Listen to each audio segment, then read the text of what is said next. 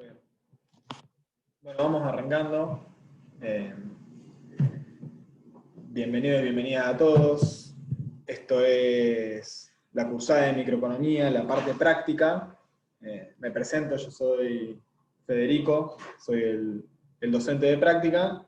Está conmigo Rodri Fernández, que lo van a ver ahí enchufado, que es el ayudante de esta comisión.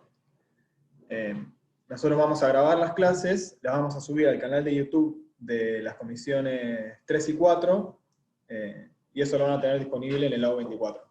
Así que si alguno, por los problemas de internet o la disponibilidad de la computadora, no puede estar sincrónicamente en la clase, puede verlas después. Obviamente que yo recomiendo estar presente, sobre todo para los casos en los que surgen dudas, preguntas, porque creo que la atención es un poco mejor presencialmente que verla después, ¿no? Que siempre uno se distrae con otra cosa y total la puede retroceder y demás y se pierde. Bueno, entiendo que la mayoría debe ser gente que empezó este año en la facultad, seguramente hay gente también que empezó el año pasado, habrá algunos pocos que hayan empezado antes y que hayan pisado la facultad presencialmente, ¿no? Entiendo que la gran mayoría de acá directamente son estudiantes plenamente de la virtualidad. Muchos de ustedes también se habrán perdido su viaje de egresados, lo que debe generar una honda tristeza. Por supuesto, yo soy mucho más fanático de dar clases de forma presencial. Creo que los intercambios entre docentes y estudiantes son mucho más ricos. Pero bueno, dadas las condiciones de la pandemia, vamos a intentar hacer lo mejor posible. Ahora, cuando presente un poco la materia, les voy a decir las herramientas que tenemos a disposición, un poco la perspectiva de nuestra cátedra, es intentar acercarles la mayor cantidad de herramientas posibles para que vayan siguiendo al día la cursada, para que lleguen a los parciales de alguna manera con los contenidos al día, no ponerse a estudiar en un último momento, que siempre genera confusión y es mucho más difícil entender los conceptos de manera acelerada, ¿no? Que irlos entendiendo de forma pausada, sacándose dudas, afirmando un poco lo que vamos aprendiendo. Dado eso, va a haber en el AU24 varias herramientas distintas que van a estar a disposición de que ustedes las utilicen de la mejor manera que puedan. Gran parte de la responsabilidad es de ustedes mismos, ¿no? En ir siguiendo la materia, en ir haciendo las cosas al día, y le vamos a dar un pequeño incentivo, digamos, que es que va a haber evaluaciones durante la cursada, además de los parciales, que van a ser obligatorias, y las cuales va a haber que aprobar para poder aprobar la materia. Son evaluaciones bastante más acotadas que los parciales, si se quiere, y las cuales van a tener varios días, digamos, para resolverlas, pero sí va a ser obligatorio que las hagan, y se supone que tienen que ser una herramienta para que ustedes mismos y mismas se den cuenta de si vienen entendiendo y vienen siguiendo la cursada. Nuestra experiencia del año pasado es que la cursada la aprobó la gran mayoría de la gente, pero después les fue muy mal en el final. Creo que diría que la mayoría de quienes cursaron el año pasado todavía no pudieron aprobar el final de microeconomía, algo que cuando la cursada era presencial no sucedía, ¿no? En general, terminaban la cursada en diciembre, rendían o en diciembre, o en febrero, o en abril el final, y ya se olvidaban. Hoy en día han sido muy pocos los que han podido efectivamente aprobar el final. Que el final tiene una parte que es multiple choice y una parte oral. ¿Eso qué significa? Eso significa, me parece, que de alguna manera la apropiación y qué tan asentados están los conocimientos está un poco debilitado por la cuestión de la virtualidad. Por eso me parece importante esto, ¿no? Que puedan aprovechar la cursada para entender realmente la materia, y no intenten entenderla una vez que haya terminado la cursada, o solamente para aprobar los parciales aprenderse la respuesta de memoria, aprobar los parciales y después ver cómo tiene al final, porque esto en general no ha funcionado. Entonces, eso, les recomiendo la mayor concentración y el mayor esfuerzo para entender la materia. Dicho esto, una pequeña presentación de mí, después se va a poder presentar Rodrigo. Mi nombre es Federico Machado, yo soy licenciado en Economía, crecí en la provincia de Río Negro, me mudé a La Plata en el año 2010 para estudiar y me recibí en el año 2017.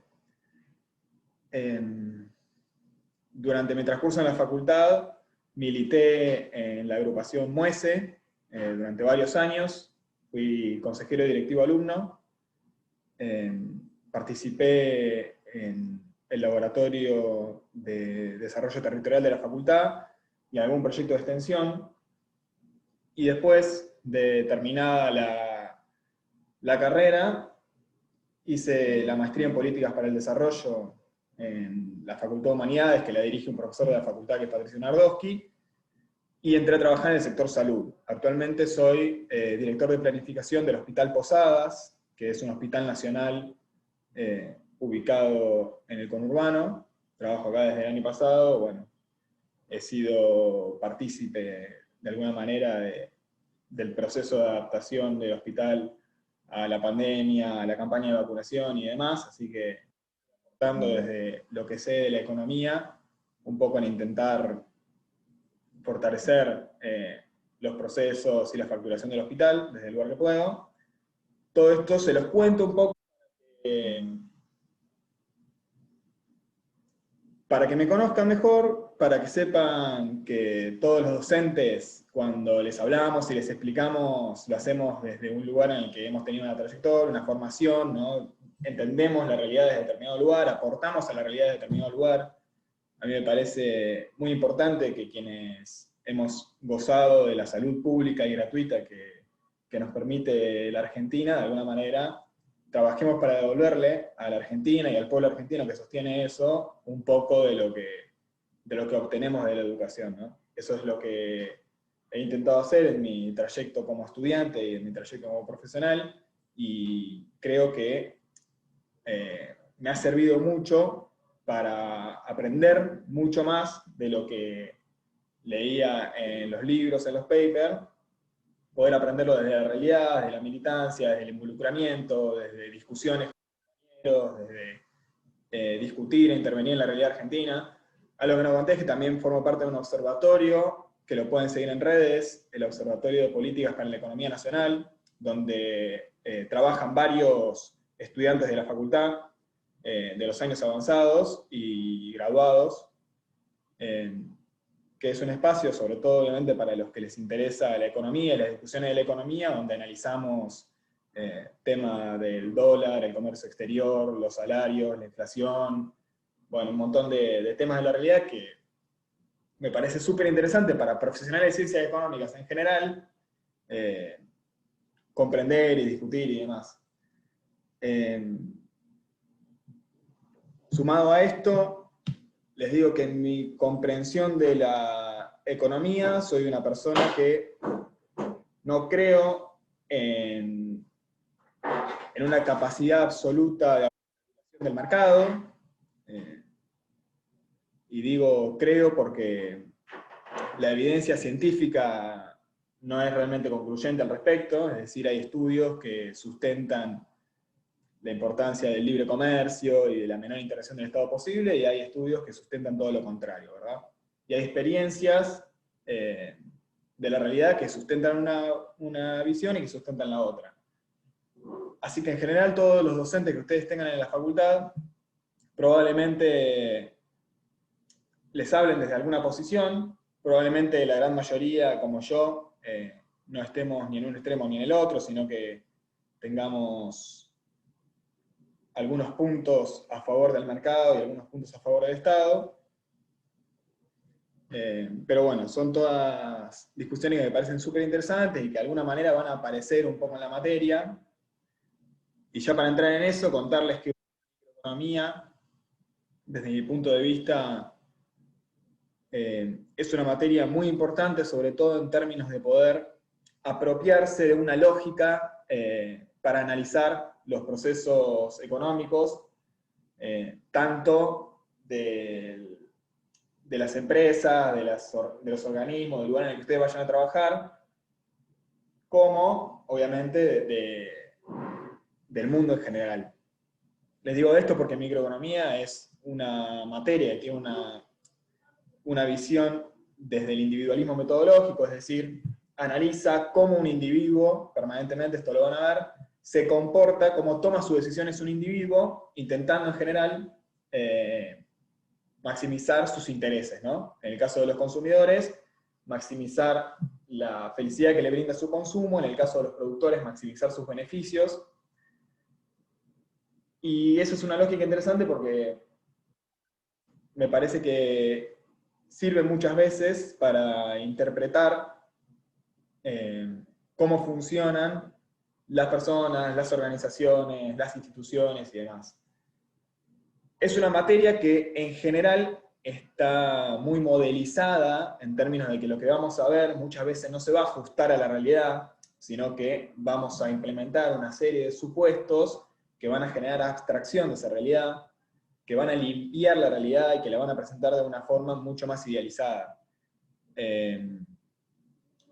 Esto nos va a llevar obviamente a que por momentos van a decir, bueno, uno va a ver un modelo de microeconomía y va a decir, bueno, pero en realidad la realidad no funciona así, ¿no? Un productor o un consumidor cuando va al supermercado no está calculando cuánto va a gastar, el último peso que va a gastar en tal bien contra el último peso que va a gastar en otro y va a obtener un óptimo, sino que en general las compras son mucho más intuitivas, social y demás. Pero más allá de esos supuestos que sirven de alguna manera para elaborar un modelo general, ¿no? Más allá de esos supuestos, me parece que la lógica que se aprende en microeconomía es muy útil. Hay algo que les va a ser fundamental para el resto de la carrera, que es aprender toda la cuestión de trasladar de los gráficos a las ecuaciones y de las ecuaciones a los gráficos. Esto va a ser muy importante porque muchos profesionales de economía, de hecho, entendemos mejor un proceso cuando lo podemos graficar efectivamente, cuando sabemos que si tal variable sube, la otra variable baja, si tal variable sube hasta tal punto, la otra variable sube de una manera o sube de la otra, aquí hay un punto de inflexión, acá hay un máximo, acá hay un mínimo. Toda esa serie de lecturas, uno en gran parte las aprende en microeconomía, por eso les voy a pedir que presten especial atención en la materia cuando yo les diga, bueno, este es la forma analítica de tal condición o de tal situación o de tal maximización, y esta es la forma gráfica. E intentar entender cómo la forma gráfica expresa la forma analítica.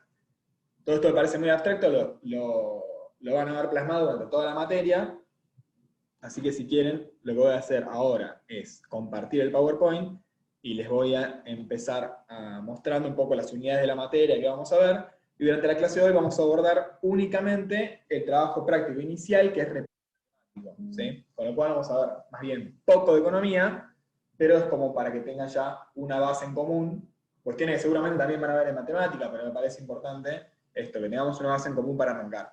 Rodri, no sé si querés presentarte.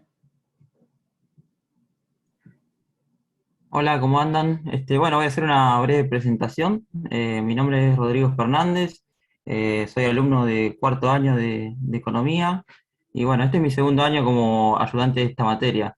Pienso que el año pasado hemos tenido una buena experiencia dentro de todo y nada, me gustaría que ustedes también tengan una buena experiencia en este curso.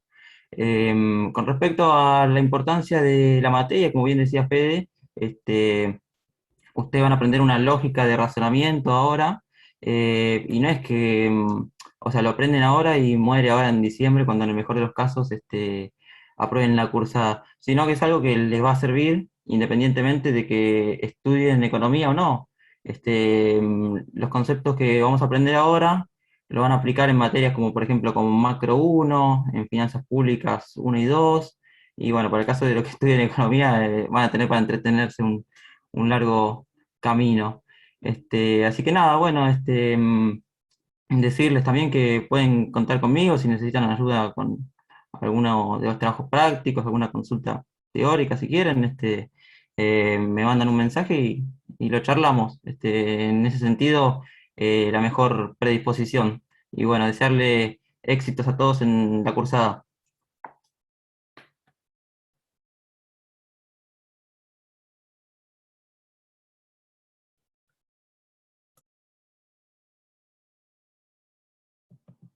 Ahí me estaban preguntando por el tema fechas. Las fechas de los parciales ya están publicadas en el lado 24.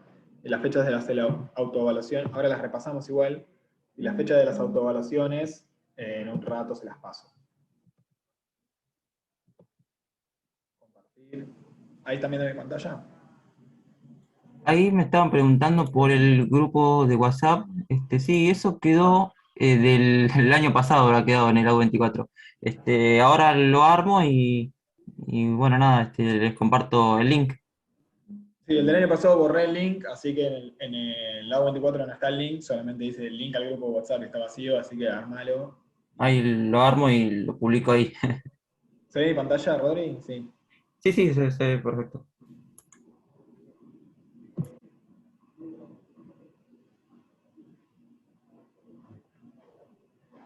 Me olvidé de decirlo.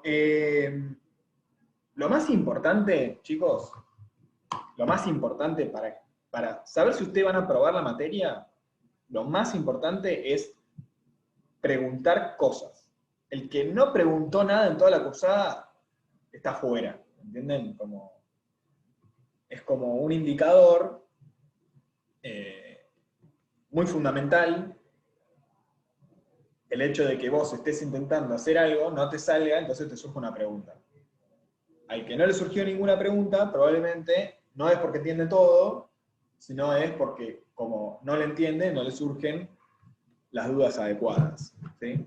Así que, desde mi visión, quien hace preguntas entiende más que el que no pregunta nada.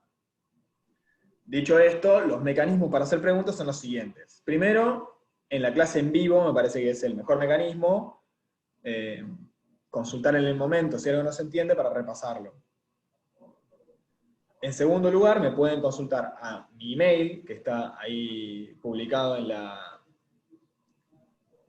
el PPT. Pueden consultar por el grupo de WhatsApp que está armando Rodney en este momento. Y además vamos a implementar clases de consulta una vez cada 15 días, cada 2 semanas, que van a estar a cargo de Rodney, que van a ser los viernes a las 11 de la mañana, ¿verdad? Vamos a la reunión.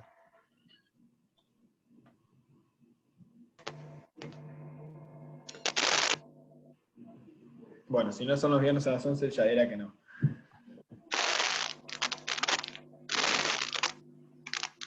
En las clases no vamos a resolver ejercicio por ejercicio de los prácticos, porque sería muy tedioso, sobre todo en esta modalidad virtual. Cuando hacemos presencial, hacemos más así.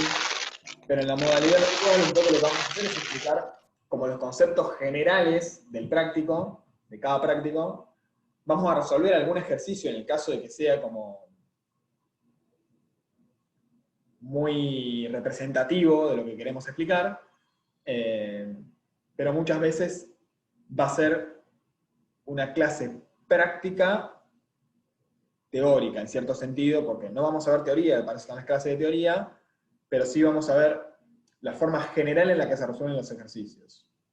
Para ver cómo se resolvió ejercicio por ejercicio, eso lo van a tener publicado en el AU 24, una serie de videos que armamos el año pasado, donde está la resolución de cada ejercicio. Entonces, si ustedes no pueden resolver un ejercicio, lo primero que pueden hacer es revisar ese video del ejercicio respectivo, y si no lo entienden, ahí hacen una consulta por cualquiera de los medios que les planteé. Como les dije, en la medida en que ustedes vayan preguntando durante la cursada, les va a ir muy bien. Si ustedes llegan al primer parcial y no hicieron ninguna pregunta a nadie, entonces probablemente es porque no están entendiendo la materia o porque no la vienen estudiando lo suficiente. ¿Sí? Pero es algo que, para que ustedes mismos se autorregulen, ¿de acuerdo? Pero acá que tenemos.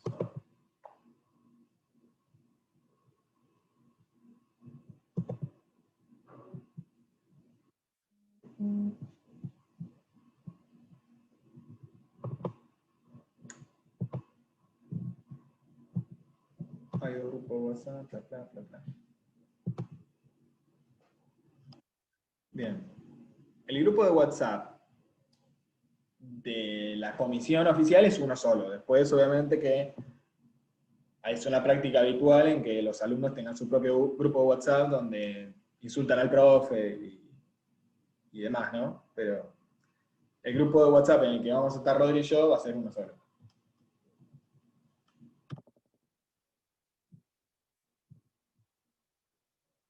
Bien. Todos se tienen que matricular en la U24, no sé si todos lo han hecho, no lo revisé. Tienen que entrar a la página de la U24, seguramente ya estuvieron entrando por otras materias. Y la contraseña para matricularse es esa que está ahí, Comisión 4 2021. Dentro de la U24 van a tener distintas carpetas, ¿no? La carpeta Espacio de Trabajos Prácticos es una carpeta general para todas las comisiones de microeconomía, ¿sí?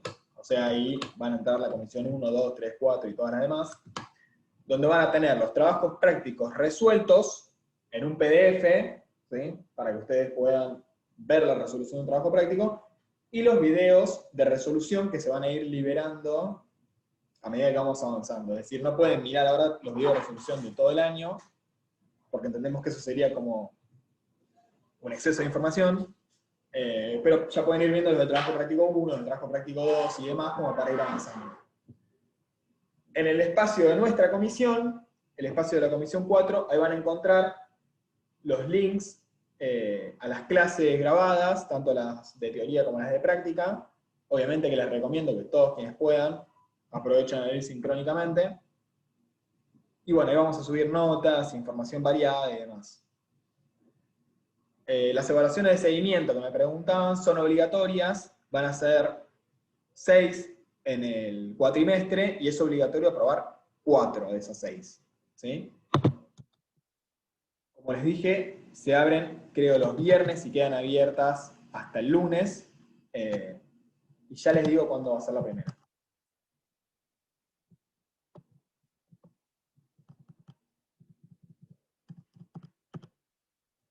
La primera autoevaluación, 19 de agosto.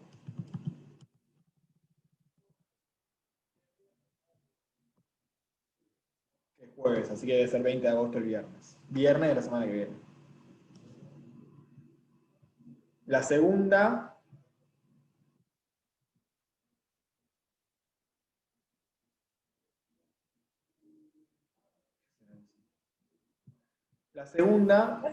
el 3 de septiembre. Profe, una consulta. Sí. Buen día.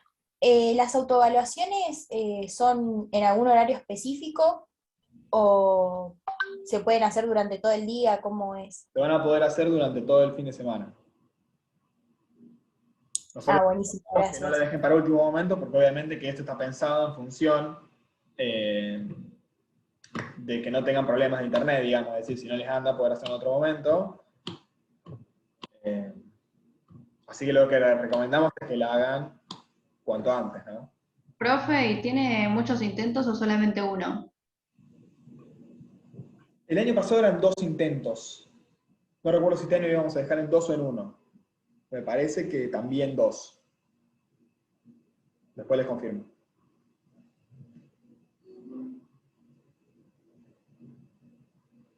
¿Alguna duda más de eso?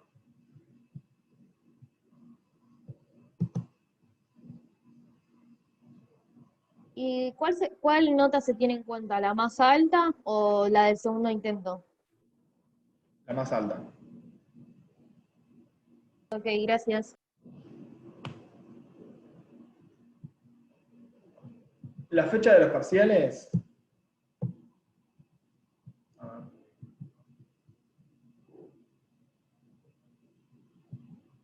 Ustedes ahí ven en modo presentación, ¿no? Es decir, pantalla completa. Sí, profe. Sí. Sí.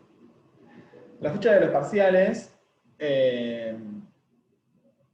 va a ser el primero, el 23 de septiembre, el recuperatorio el 14 de octubre, y el segundo parcial el 25 de noviembre, y el recuperatorio el 16 de diciembre.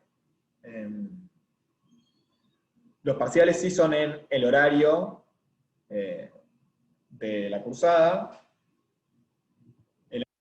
hicimos por AU24, probablemente este año también sea de esa misma manera. Si alguno tiene algún problema para conectarse y demás, sería lo ideal que se plantee previamente para resolverlo, ¿sí? Posiblemente tomándole oral o de alguna otra manera. Una consulta, profe, ¿el recuperatorio lo rendís solamente si desaprobás o podés rendirlo para apuntar a una mejor nota? El recuperatorio podés rendirlo para apuntar a una mejor nota. Ahí te queda la nota del recuperatorio. Pero tienen que tener en cuenta que en principio, esto depende de Barbieri, ¿sí? Que es la profesora de teoría. En principio no hay promoción en esta cursada, salvo que ella implemente algún tipo de promoción informal, que se lo pueden solicitar durante su clase, pero es una decisión de ella y creo que el año pasado no hicimos. Si no hay promoción, es lo mismo a todos los efectos prácticos aprobar la cursada con un 7 o con un 9. Es lo mismo, porque después en el promedio académico queda la nota del final, ¿sí? Y podés aprobar la cursada con un 9 y sacarte un 4 en el final, o viceversa, y te va a quedar la nota del final. Entonces, si no hay promoción y sacaste un 7, no tiene sentido querer sacarte un 9 porque no te va a modificar nada. Sí, gracias. ¿Sí? En el caso que haya promoción, obviamente es distinto, porque si uno saca un 6 y promocionas con 7, ahí entiendo la necesidad de levantar la nota. Tengo un problema, es que no veo el chat. O lo veo por momentos, de manera que no controlo.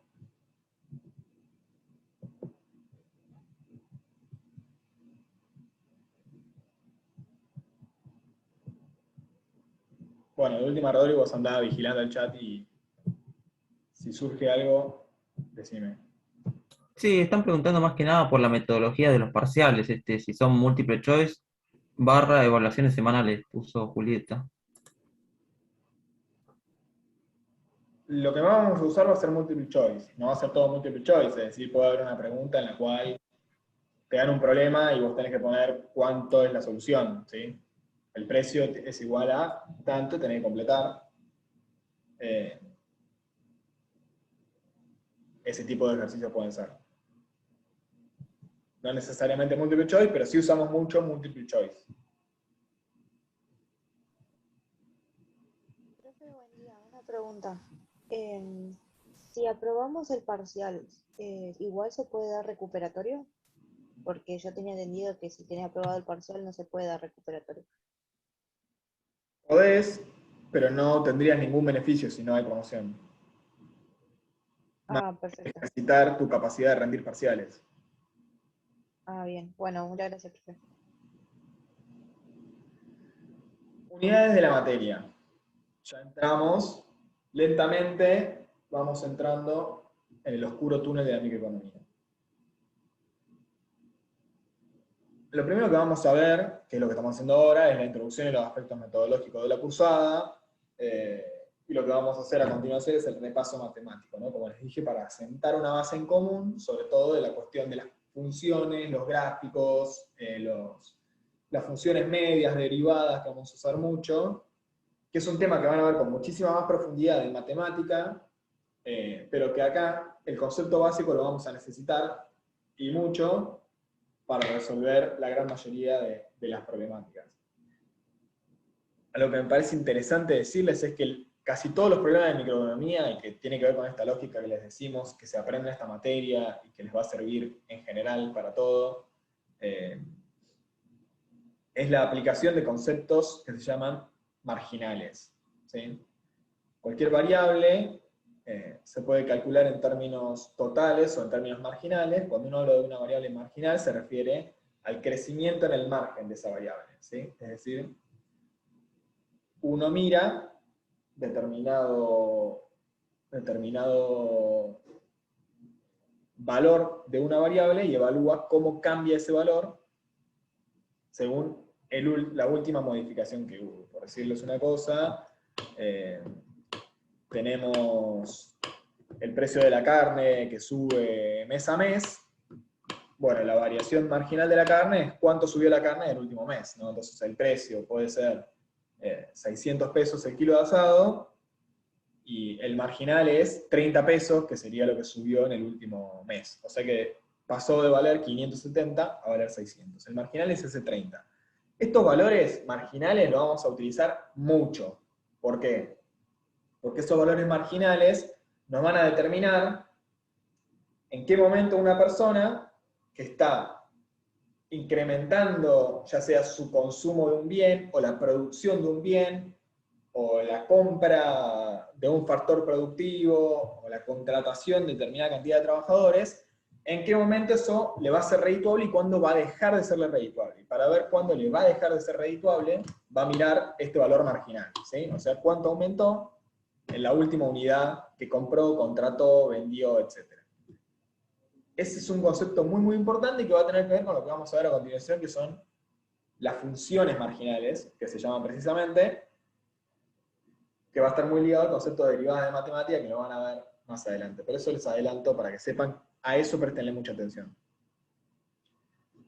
Las siguientes unidades son los elementos básicos del funcionamiento de los mercados. Ahí lo que vamos a ver básicamente es cómo están compuestas la oferta y la demanda en un mercado, qué es el precio y la cantidad de equilibrio, cómo varían la oferta y la demanda según la variación de los factores que las determinan.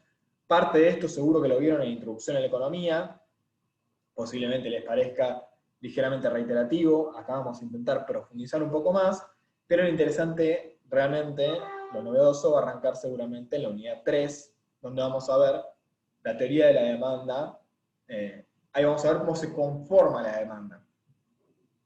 La demanda de cualquier bien, es decir, la gente que va a comprar, ¿no?, determinado bien para consumirlo, va a estar determinada por el intento de los consumidores de maximizar su felicidad, que lo van a hacer de acuerdo a determinadas restricciones. Nosotros vamos a suponer que cualquier persona consumiría la mayor cantidad de todos los bienes que pudiera si tuviera ingresos infinitos, ¿no? Como no tiene ingresos infinitos, va a maximizar esa felicidad sujeta a ciertas restricciones, que van a ser fundamentalmente su ingreso y los precios de los bienes. De esto nos va a surgir un determinado óptimo para cada precio, y eso es lo que va a determinar la demanda. La siguiente unidad es la demanda de mercado. Ahí lo que vamos a hacer es considerar qué pasa cuando las demandas de todos los individuos en su conjunto confluyen en una demanda colectiva, ¿no?, de un gran número de gente, que es lo que se expresa efectivamente en el mercado. ¿No? Los productores no venden la leche del productor al consumidor, sino que el conjunto de los consumidores compra la leche al conjunto de los productores. Que ese es el concepto básicamente del mercado. Después vamos a ver la organización de la producción de la tecnología, es decir, ya el lado de la oferta. En el lado de la oferta, un factor importante va a ser la tecnología, en términos de cuánta cantidad de bienes puedo producir. ¿Sí? Para saber cuánta cantidad de bienes puedo producir, voy a necesitar considerar qué factores productivos utilizo, que en general vamos a analizar capital y trabajo, ¿no? Capital entendido como todo tipo de maquinarias, edificios y bienes, medios de producción, y trabajo, obviamente, los trabajadores, ¿no? Vamos a suponer que esos son los únicos dos factores, y que esos dos factores se combinan de determinada manera para generar una determinada cantidad de producto, que eso va a ser dado por la tecnología. En la siguiente unidad vamos a ver los costos de producción y la contratación de factores, porque el capital y el trabajo, a su vez, para contratarlos va a haber que desembolsar determinada cantidad de dinero. Vamos a ver cómo se comportan esos costos y vamos a ver cuánta cantidad de factores decide contratar el empresario para maximizar su ganancia. Lo siguiente que vamos a ver es, vamos a volver a ver el mercado, pero ya con toda esta información recolectada previamente, ¿no? Sabiendo qué es lo que hay detrás de la demanda y sabiendo qué es lo que hay detrás de la oferta. Y en ese mercado vamos a analizar dos tipos de industrias, que son las unidades 7 y 8. Las industrias competitivas, que se refiere a la situación de competencia perfecta, que es un supuesto muy importante que va a estar presente durante la materia. Nos referimos en este caso a un mercado donde todos los productores y todos los consumidores son pequeños, ¿no? Y son muy numerosos. Entonces, como hay numerosa cantidad de productores y numerosa cantidad de consumidores, el resultado va a ser determinado. En la unidad 8 vamos a ver una de las cosas más interesantes, tiene los trabajos prácticos, que es los mercados no competitivos.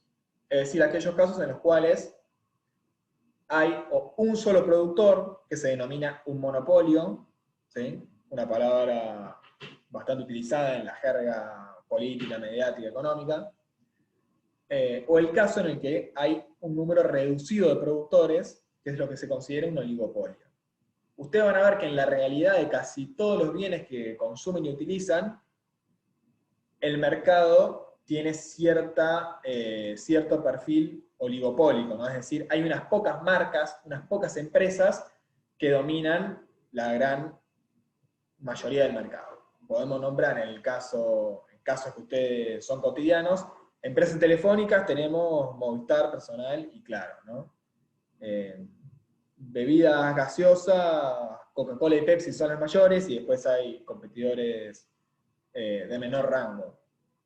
En los casos de los automotores, hay un par de empresas más, Toyota, Chevrolet, Ford, Fiat, Volkswagen, etc. Pero son relativamente reducidos, no son cientos de miles de marcas, sino 20, 30 las que tienen mayor masividad. En electrodomésticos, en ropa, en un montón de cosas, van a ver que en general son mercados de características oligopólicas, con lo cual podemos decir que el mercado oligopólico y el mercado de lo que se llama competencia monopolística, que es un caso de mayor división que el del oligopolio, pero sin llegar a ser competencia perfecta, van a ser los que más se presentan en la realidad, con lo cual va a ser interesante analizarlo de ese lado. La unidad 9 va a ser mercado de factores. Ahí nos vamos a centrar en el mercado fundamentalmente del trabajo, ¿no? Es decir, la demanda de empleo y la oferta de empleo, y la relación con los salarios. En la unidad 10 deberíamos ver economía de la información e incentivos. Acá prácticamente no lo vamos a ver porque no tiene trabajo práctico asociado, entonces lo van a ver únicamente en la teoría. Se refiere fundamentalmente a temas vinculados a falla en la información de los mercados, ¿no? Es decir, uno no conoce toda la oferta de bienes, todos los precios, la calidad de todos los bienes, etc. Entonces eso genera diferencias respecto de la realidad del modelo. Y por último vamos a ver el equilibrio general y eficiencia económica. Ahí vamos a sintetizar en un modelo general todo lo que vimos en las unidades previas, todo lo que sucede entre los consumidores, entre los productores, en el mercado de trabajo, etc., y cómo todo eso se comporta de manera armónica. Cuando terminemos esta unidad se van a dar cuenta de que ahí vamos a estar en un grado muy alejado de la realidad. El modelo de equilibrio general, creo que es importante que sepan que estuvo vigente en la teoría económica con mucha fuerza hasta 1929. A partir de ahí, con la crisis global, el crash de la bolsa, empiezan a generarse todas las discusiones a partir de la visión de Keynes, ¿no? Que de alguna manera ponen en discusión algunos de los fundamentos de la teoría microeconómica. Para resolver esa contradicción y seguir aprovechando lo que sirve de la teoría microeconómica, se separó en dos, ¿no? Se separó la microeconomía por un lado y la macroeconomía, que es toda la visión más ligada al keynesianismo, por el otro. La realidad es que el modelo de equilibrio general es un modelo más bien macroeconómico, porque tiene en cuenta todos los agregados de la sociedad, ¿no? Macroeconomía es cuando uno mira el conjunto de la sociedad, y microeconomía es cuando mira un mercado en particular. Ustedes van a ver que la unidad 11 es una unidad que de alguna manera es un modelo macroeconómico, pero fundado, como les dije, en el individualismo metodológico. La bondad de Keynes es que de alguna manera su visión no parte únicamente de la maximización de cada individuo, sino que tiene en cuenta el conjunto social, ¿no? De alguna manera, a partir de ahí se postula que el todo no es igual a la suma de las partes, ¿no? Sino que existe un comportamiento social que no es simplemente decisiones individuales agregadas. Pero bueno, eso ya será una discusión que tendrá en macroeconomía.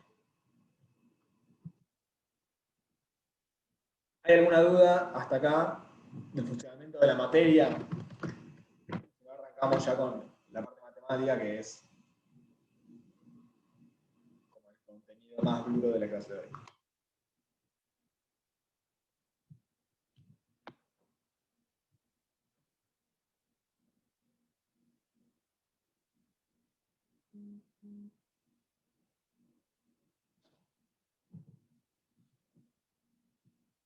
Bien.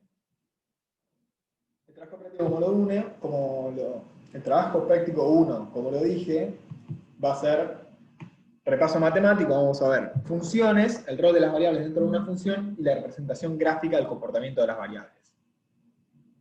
Acá me parece importante sobre todo arrancar por un entendimiento de parte de ustedes de qué es una función, ¿no? Función nos referimos f de x igual f de x igual x más menos tal cosa por tal cosa.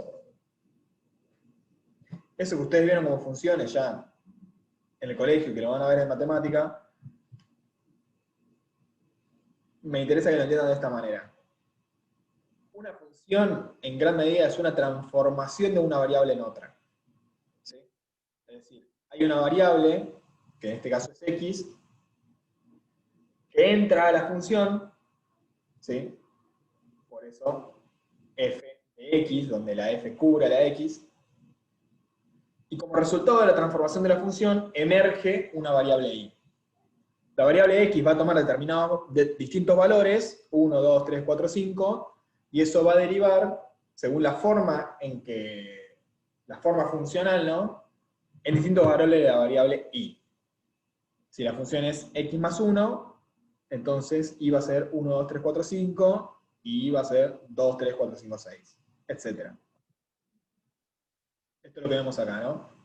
Una función en la cual es x más 2, para distintos valores de la variable x, entra a la función y salen los valores de la variable y. Menos 6 entra a la función y sale el menos 4. Menos 2 entra a la función y sale el 0 entra a la función y sale el 2, el 1 entra a la función y sale el 3, etc.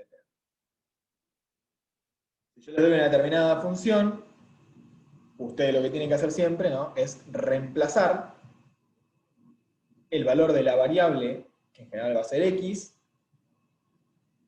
En nuestra materia las variables no van a ser x e y. En nuestra materia las variables van a ser otras miles de variables. Las variables van a ser las cantidades de un bien, el precio de un bien, las cantidades de trabajo, el salario, los costos, etc., ¿no? Las variables en general van a ser cantidades monetarias y demás. Entonces va a ser muy importante que ustedes identifiquen cuál es la variable que entra y cuál es la variable que sale. Va a ser muy importante porque de esa forma van a poder resolver estas ecuaciones, estas funciones que vamos a ir viendo. Entonces este concepto tan básico así como lo estamos viendo es fundamental. Una función es un tubo por el que entra algo y se transforma en otra cosa a partir de determinada regla.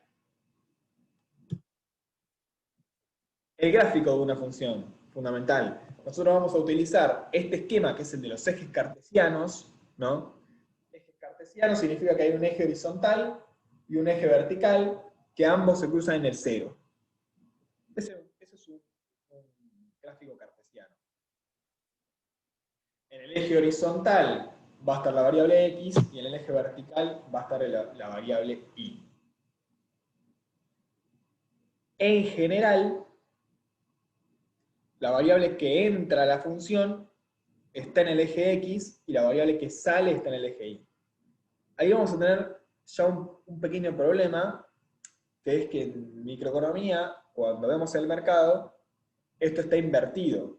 Nosotros vamos a tener la variable que entra a la función, o sea, la variable independiente que se llama, ¿no? Independiente porque yo le pongo el valor que quiero. La variable independiente va a estar en el eje de las y la variable dependiente, o sea, la variable que sale de la función, la que depende del valor de la variable independiente, va a estar en el eje horizontal.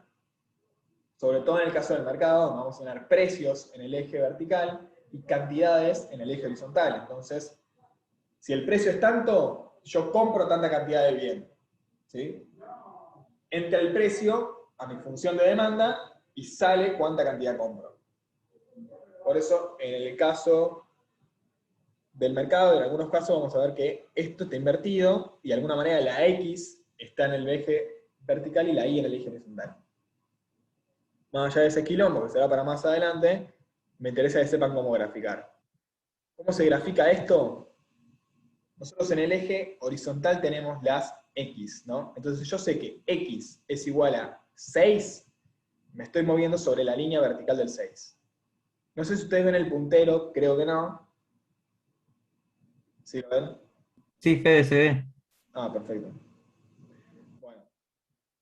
Cuando yo estoy hablando de x igual a 6, yo me estoy desplazando sobre esta línea vertical. Cuando estoy hablando de y igual a menos 6, supónganle, me estoy desplazando sobre esta línea vertical, ¿no? Donde y es igual a menos 6, entonces, si me desplazo para este lado, siempre y es igual a menos 6, si me desplazo para el otro, siempre y es igual a menos 6. Si quiero encontrar el punto donde y es igual a menos 6 y x es igual a 6, es el punto en el que se intersectan ambas líneas, ¿no? La línea donde x es igual a 6 y la línea donde y es igual a menos 6. Esos se intersectan en este punto que está en el cuadrante de abajo a la derecha. Para graficar una función, ¿qué vamos a hacer? Vamos a encontrar los distintos puntos donde se intersectan los valores de x y de y. Entonces yo tengo X, cuando X es igual a menos 6, Y es igual a menos 4. O sea que tengo que buscar el intersecto entre menos 6 y menos 4. Fíjense, X igual a menos 6 es esta línea punteada de la izquierda, Y igual a menos 4 es esta línea punteada. El intersecto es este punto. Entonces ya tengo un punto. Lo mismo para menos 2 y 0. X igual a menos 2 es esta línea vertical, Y igual a 0 es esta línea horizontal que coincide con el eje de las X, entonces este segundo punto va a estar en el menos 2, 0. Lo mismo para el 0, 2, X igual a 0 coincide con el eje vertical, Y igual a 2 es esta línea horizontal, la intersección va a estar ahí, y así voy marcando punto por punto. 1, 2, 3, 4, 5, marco los 5 puntos, y al marcar los 5 puntos, el gráfico de la función va a ser la unión de estos puntos. ¿De acuerdo? Este es el caso más simple que se me ocurrió para mostrarles cómo funcionan las funciones. Nosotros podemos pensar esto mismo aplicado a una función muchísimo más difícil, ¿no? Tienen la fortuna de que en microeconomía las funciones que usamos son bastante fáciles. Van a ser funciones lineales, como la que vimos recién, van a ser funciones cuadráticas, ¿no? Recuerdan con x al cuadrado, donde la función tiene forma parabólica, es decir, pongámosle que baja hasta determinado punto y después empieza a subir eternamente, o viceversa, ¿no? Sube hasta determinado máximo y después baja. Esas son las funciones cuadráticas, y vamos a ver algún caso un poquito más complicado, que es la función de producción, que bueno, ya vamos a llegar, que tiene una forma un poco más compleja. Es una función polinómica de grado 3, pero eso va a ser lo más difícil que vamos a ver. En general van a ser muchas lineales y a lo sumo cuadráticas. Pero podremos tener casos de funciones como esta. Fíjense, los valores de x son los mismos, menos 6, menos 2, 0, 1, 10, pero bueno, esta función es mucho más compleja. X dividido 2 más el seno de x. El seno de x es, a su vez, una función, ¿no?, que transforma a la variable x en determinados valores, que lo habrán visto cuando habrán visto trigonometría. En el colegio lo van a ver en matemática y va a ser una tortura total. Así que No los voy a torturar mucho yo con esto, solamente, créanme, si uno reemplaza, lo pueden hacer con la calculadora, los valores de x acá, menos 6 dividido 2 más el seno de menos 6, le va a dar menos 2,72. Si reemplazo menos 2 dividido 2 más el seno de menos 2 me va a dar menos 1,91 y así sucesivamente. Si yo marco estos puntos en el gráfico me va a quedar algo así. Fíjense, ¿qué forma tiene esta función? Imaginen, obviamente no es lineal, pero a ver quién se anima a decir qué dibujo forma esta función.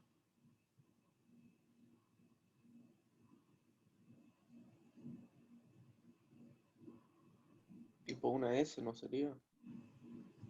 Parece una S, ¿verdad? Parece una S porque parece que viniera de acá, toma esta forma, y después sigue para allá.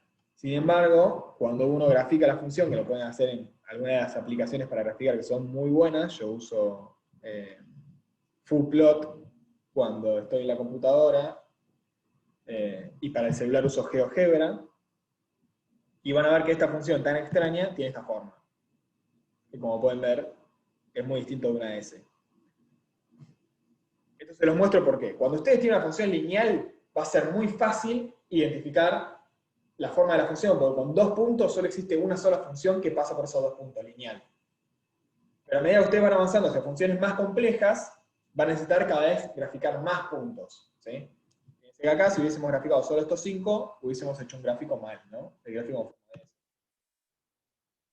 en cambio, si hubiésemos graficado unos 50 puntos, podemos haber llegado a la conclusión de que tenía esta forma tan extraña. Solo para que tengan en cuenta, cuando las funciones son lineales o son más simples, con pocos puntos se puede graficar. Una función lineal con 2 puntos ya se puede graficar. A medida que las funciones son más complejas, necesitamos más puntos para captar su forma lo más exacta posible, ¿no? Ahora vamos a avanzar un poco más con el tema de funciones lineales. Las funciones lineales siempre tienen 2 componentes. Una ordenada al origen, que acá lo simbolizamos con la letra B, que va a ser un número siempre, un número fijo, y una pendiente, que acá lo simbolizamos con la letra M, que va a ser otro número fijo. ¿Sí? Estos 2 elementos siempre están presentes. Alguno de los 2 puede ser 0, con lo cual no lo vamos a ver en la función. ¿Sí? O puede ser 1, si la M es 1 no lo vemos, porque vamos a ver B más 1 por X, que es lo mismo que B más X. Podemos no verlo, pero siempre esos 2 elementos, la ordenada, el origen y la pendiente, siempre están ahí. ¿Sí? Miren esta función. Esta función es 10 más 2 por X. La ordenada al origen es siempre el término independiente de la X, ¿no? En este caso 10, es decir que no está multiplicado por la X. La pendiente es el término que está multiplicado por la X, en este caso 2. En el gráfico, ¿qué van a hacer? Tengo acá una línea volando, ¿puede ser? Ah, no. En el gráfico, la ordenada al origen va a ser el punto donde la función cruza por el eje de la Y. Entonces, si yo tengo la ordenada al origen, un punto seguro. En el 10, cruzo por el eje de la Y. Y la pendiente va a simbolizar la inclinación que tiene la función lineal. ¿Sí? Una pendiente más alta va a ser una función más inclinada y una pendiente más baja va a ser una función más chata. Hasta el punto de la pendiente es 0, entonces la función es constante. Este 2, ¿cómo lo interpreto? Significa que en cualquier punto, yo, si me muevo una unidad a la derecha, me tengo que mover 2 unidades hacia arriba. ¿Sí? Eso significa el 2 de la pendiente. Una unidad a la derecha y 2 unidades hacia arriba. Si fuera menos 2, sería una unidad a la... Podría ser una unidad a la izquierda y 2 unidades hacia abajo, o bien podría ser, perdón, una unidad a la izquierda y 2 unidades hacia arriba, o bien podría ser una unidad a la derecha y 2 unidades hacia abajo. ¿Sí? Mientras esto sea 2.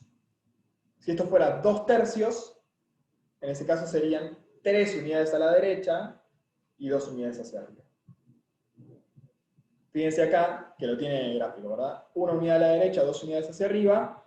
Esta pendiente se va a reproducir a lo largo de todo la función lineal. Siempre va a ser igual la pendiente. Justamente por eso es una función lineal, porque la pendiente siempre es igual. En el resto de las funciones que no son lineales, la pendiente va cambiando a lo largo de la función, con lo cual no la vamos a ver expresada en la fórmula, ¿sí? Porque va a ser variable.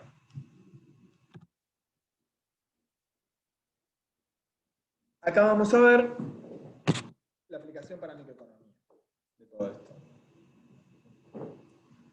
Supónganse que la variable X, la variable independiente, es la cantidad de trabajadores contratados. ¿Sí? Entonces yo digo X igual a 1, significa que contraté un trabajador. La variable dependiente Y va a ser el costo total de contratar a esos trabajadores. Entonces yo tengo esta función con la que venimos trabajando, 10 más 2 por X, quiere decir que el costo total es 10 más 2 por cada trabajador.